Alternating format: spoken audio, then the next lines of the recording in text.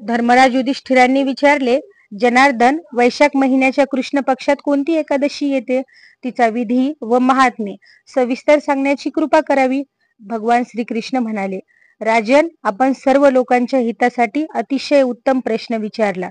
राजेंद्र, वैशाख महिन्याच्या कृष्ण पक्षात अपरा एकादशी येते. ही अत्यंत पुण्यप्रदायक व महापापांचाही नाश करणारी आहे. ब्रह्महत्यारा, गोत्रहत्यारा, गर्भहत्यारा, परनिंदक तसेच परस्त्री लंपट पुरुषही अपरा एकादशीच्या व्रताने निश्चितच निष्पाप होतो. जो खोटी साक्ष देतो, मोजमापात दगाबाजी करतो, ज्ञान नसतानाही नक्षत्रांची गणना करतो आणि कपटाने आयुर्वेदाचा ज्ञाता बनून वैद्याचे काम करतो, हे सर्व नारकीय जीव आहेत. परंतु अपरा एकादशीच्या व्रताने ते देखील निष्पाप होतात. जर कोणी क्षत्रिय आपला क्षात्र धर्म सोडून युद्धातून पळून गेला तर तो क्षत्रियोचित धर्मापासून भ्रष्ट झाल्यामुळे घोर नरकात पडतो.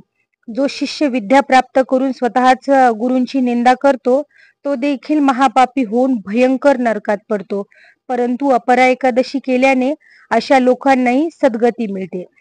माघ महिन्यात जेव्हा सूर्य मकर राशीत असतो तेव्हा प्रयाग तीर्थात स्नान केल्याने जे पुण्य मिळते, काशीत शिवरात्रीचे व्रत केल्याने जे पुण्य मिळते, गयेत पिंडदान करून पितरांना संतुष्ट करणाऱ्या पुरुषाला जे पुण्य मिळते, गुरु सिंह राशीत असताना गोदावरीत स्नान करणाऱ्या मनुष्याला जे पुण्य मिळते, बद्रिकाश्रमात यात्रेच्या वेळी महादेवांच्या दर्शनाने व बद्री तीर्थाची यात्रा केल्याने जे पुण्यफळ लाभते, तसेच सूर्यग्रहणाच्या वेळी कुरुक्षेत्रात दक्षिणेसह यज्ञ करून हत्ती, घोडा आणि सोने दान केल्याने जे फळ मिळते, तेच फळ अपरा एकादशी केल्यानेही मनुष्य प्राप्ती करतो.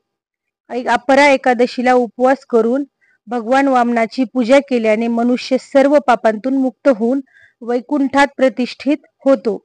या महात्म्याचे पठन व श्रवणाने सहस्त्र गोदानाचे पुण्यफळ लाभते.